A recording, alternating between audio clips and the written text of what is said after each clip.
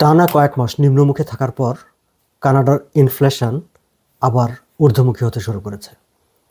জানুয়ারি মাসে inflation rate বেড়ে ডিসেম্বরে যেটি 1.8% হয়েছিল, জানুয়ারি মাসে সেটি আবার 1.9%-এ দাঁড়িয়েছে। গতকালই স্ট্যাটিস্টিক্স কানাডা জানুয়ারি মাসের ইনফ্লেশন রিপোর্টটি প্রকাশ করেছে এবং সেই রিপোর্টে দেখা যাচ্ছে ইনফ্লেশন এখন আবার ঊর্ধ্বমুখী। কেন ইনফ্লেশন আবার ঊর্ধ্বমুখী হয়ে উঠল অর্থনীতিতে, কিংবা ইনফ্লেশনের সঙ্গে আমরা মূলত যে বিষয়টিকে মেলানোর চেষ্টা করি সেটি হচ্ছে ব্যাংক ঋণের সুদের হার, ইন্টারেস্ট রেট, যেটি আগামী 12ই মার্চ পরবর্তী আরও একটি তারিখ আছে নতুন ইন্টারেস্ট রেট ঘোষণার, তার সঙ্গে তার কী সম্পর্ক। আসুন এই বিষয়গুলো নিয়ে একটা আলোচনা করি। আপনাদের সবাইকে স্বাগত জানাচ্ছি আজকের এই আলোচনায়। সঙ্গে আছি আমি সওগাত আলী সাগর।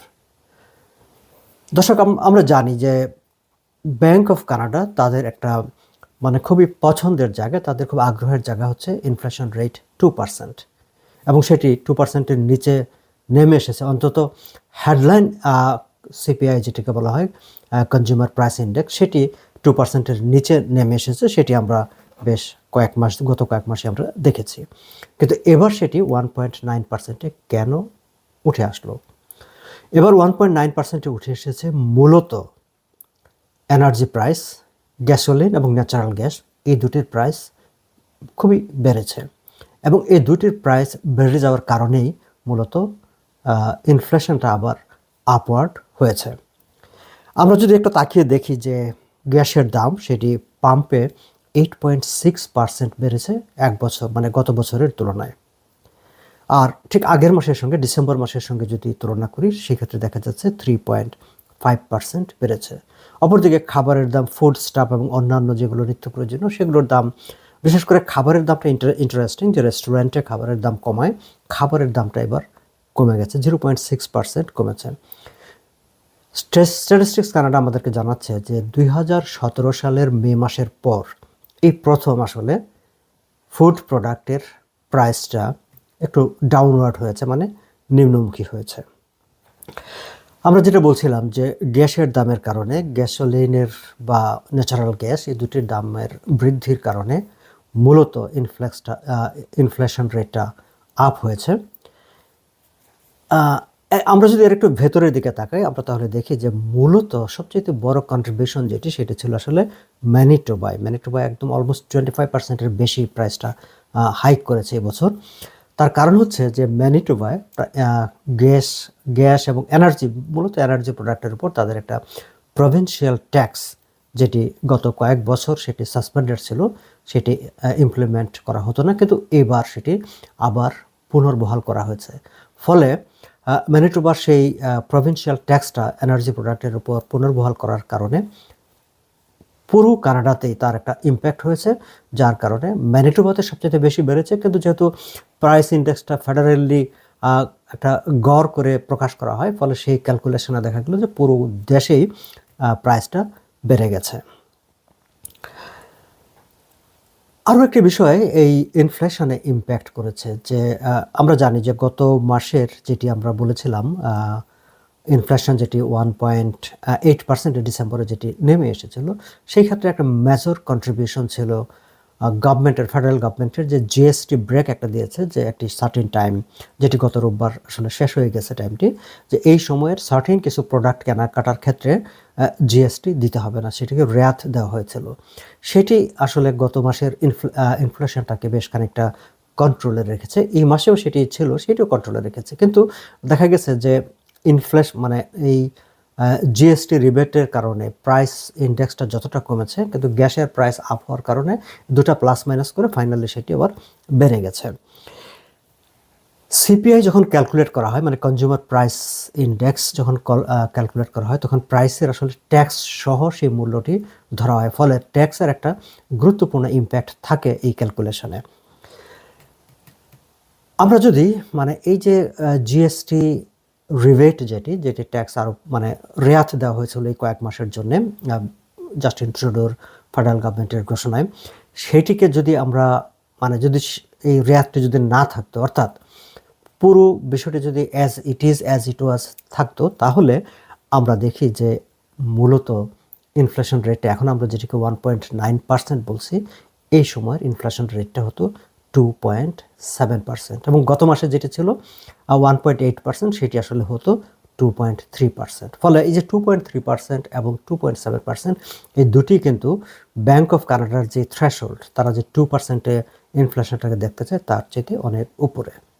এবং ঠিক এই মাসের আমরা যদি জানুয়ারি মাসের যে হিসাবটি তারা দিয়েছে, সেখানে যদি আমরা মানে কোর ইনফ্লেশন মেজার, যেটি কেন্দ্রীয় ব্যাংক তাদের যেটা ভালোবাসার জায়গা, তারা আসলে হেডলাইন আমরা যেটি 1.8% নিয়ে বা 1.9% নিয়ে কথা বলছি, সেটি আসলে হেডলাইন, খবরের শিরোনাম। কিন্তু ব্যাংক অফ কানাডা আসলে হেডলাইনের দিকে তাকায় না, তারা তাকায় যে ইন্টারনাল স্টোরির ভিতরে কী আছে, এবং সেটি হচ্ছে তারা যেটিকে বলে